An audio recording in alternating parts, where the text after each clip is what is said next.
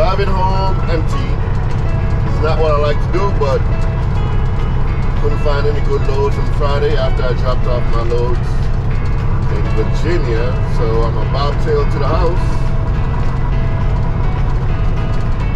reset for a couple days, and then hit the road again. Monday, Tuesday. Already booked a load to pick up Monday. Need to book another load, but that one's just a partial.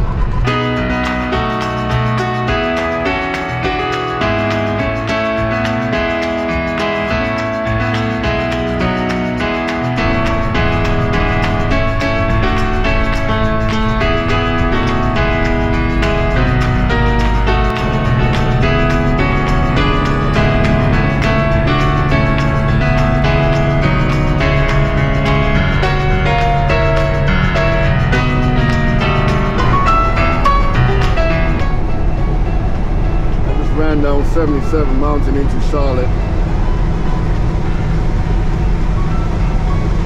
doing 65 miles an hour, 17 gear. I could do that in 17 gear because I don't have any weight on the truck. Let the truck run down the hill by itself. Not a lot of braking, just let the motor do the work. 17 gears, it's pretty much holding me at 65, 68 miles per hour coming down the mountain.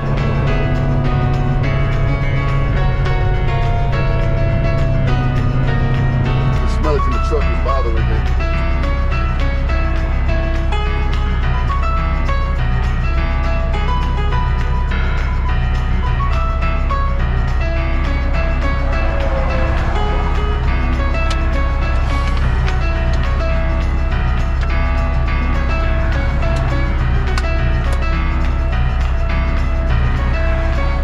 There's some fuel on the ground when I just got fuel a minute ago.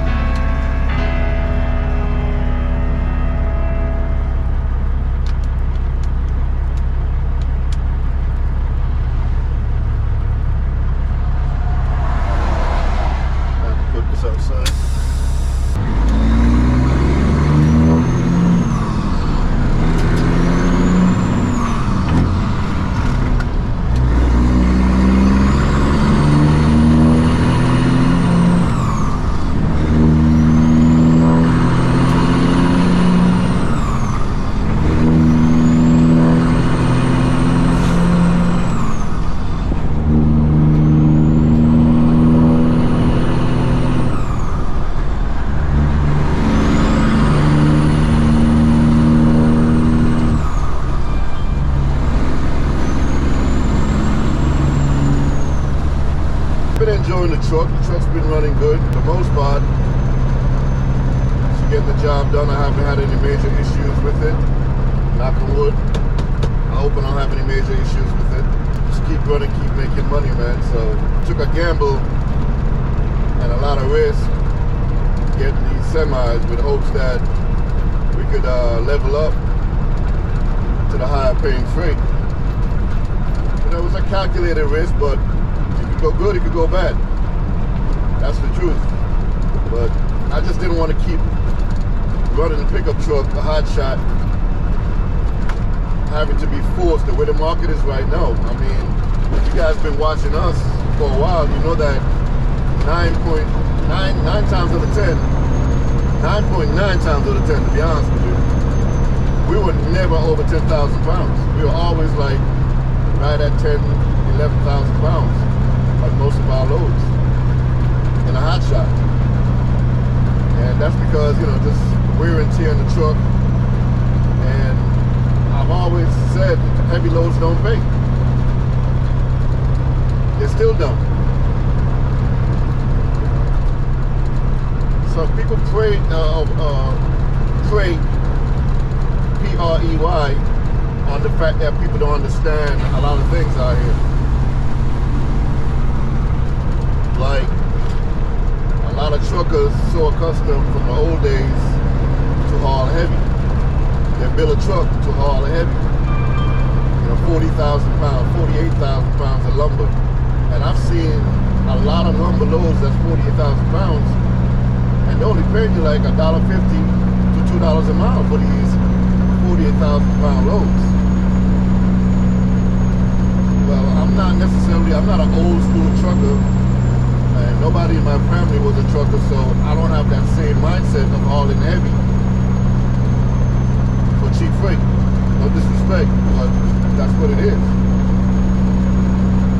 If you're gonna haul heavy, they need to pay. These brokers need to be paid $4 or $5 a mile for these heavy loads. And you're putting so much stress on your truck that you deserve to reap the rewards of these heavy loads. But honestly, heavy loads don't pay crap. You might be better off taking a gamble of putting 2 partials together, 3 partials together, and that's what most people are doing anyway. You know, sometimes you hear people in the comment like, "Oh, you're telling everybody your secret." Man, it's not a secret if you're out here trucking.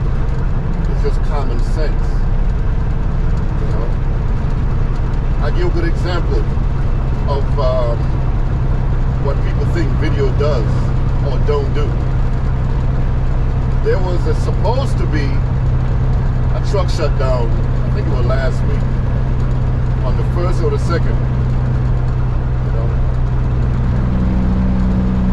the OOIADA was supposed to have a shutdown, trucking shutdown.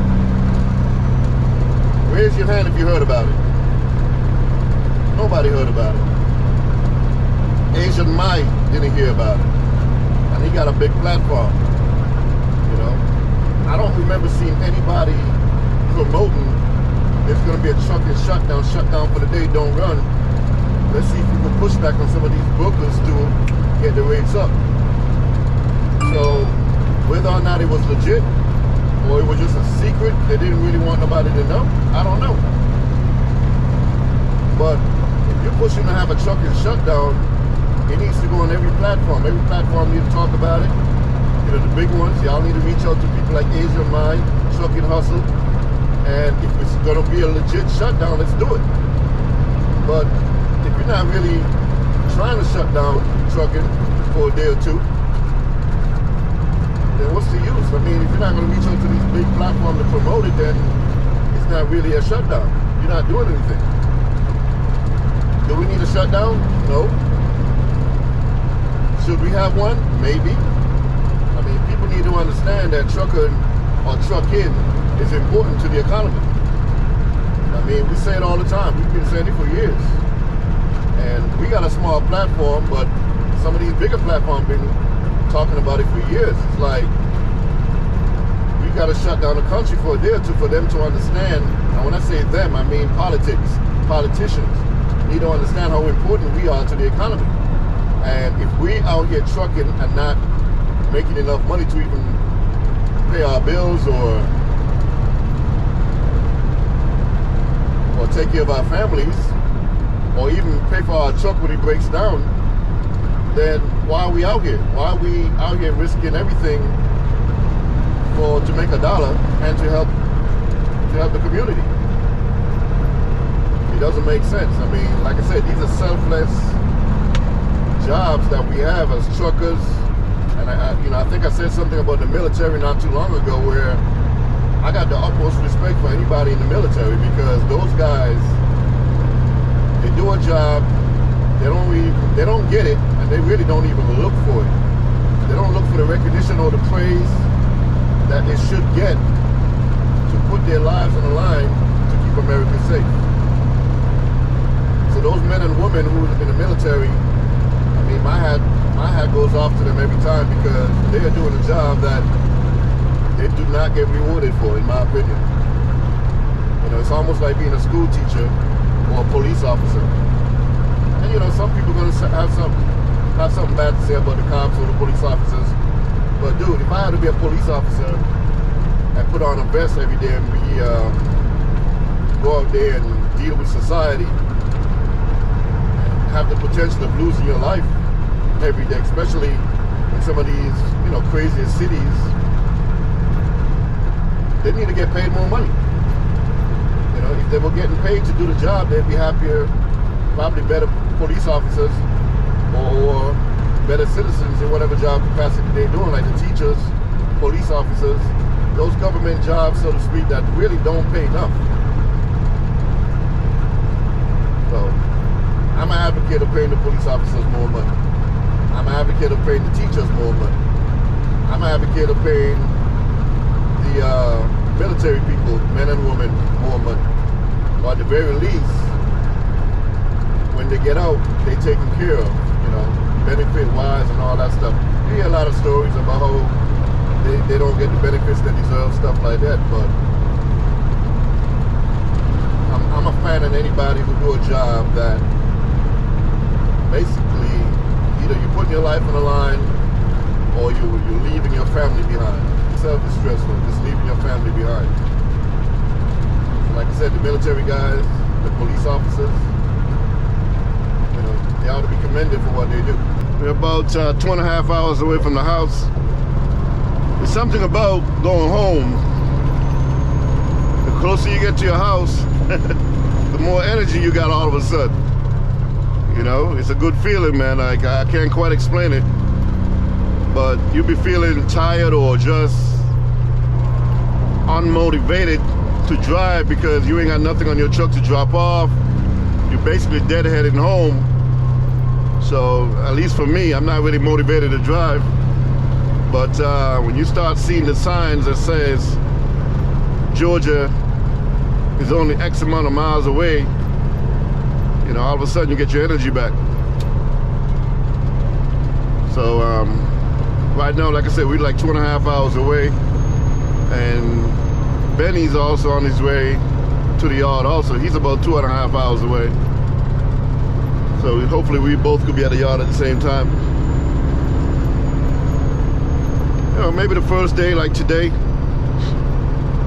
get you a good shower, get you a good meal, you know, a lot of fruits and vegetables for me, hopefully, some watermelon, and just lay in the bed all day, or for the rest of the day until tomorrow. Come tomorrow, we still got work to do though. You know, I'm hoping to get some work done on my truck. I gotta put some slack adjusters on my truck, so I'm gonna do that tomorrow. I already got the mechanic lined up to do it sometime tomorrow morning, hopefully, and spend the rest, you know, spend Sunday doing preventative maintenance. PM, baby, PM, preventative maintenance. That way when you go on the road, you don't have to spend twice as much to get it done on the road. We're on 85. I don't know if you guys can see this coming up, but 85 south, going towards Greenville. You know, when you get to Greenville, you know you got like 2.5 hours left or less to get to the house. So, like I said, man, once you start seeing those signs, all of a sudden you're driving a little faster, you're more alert, you're ready to go. You're ready to get home.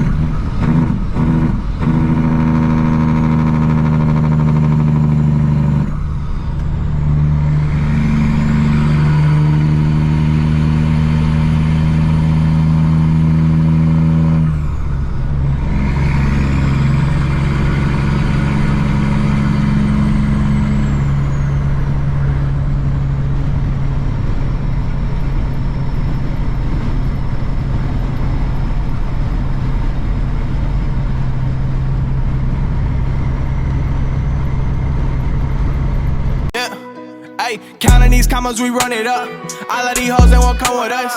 sipping that dirty, she getting real sloppy. Staying high, now she living her dreams. On her pants with Magello on me. Jolly Ranchers mixed it up with the lean. Johnny Dang, all my diamonds on fleek. Pop me a perk and she think I'm a geek.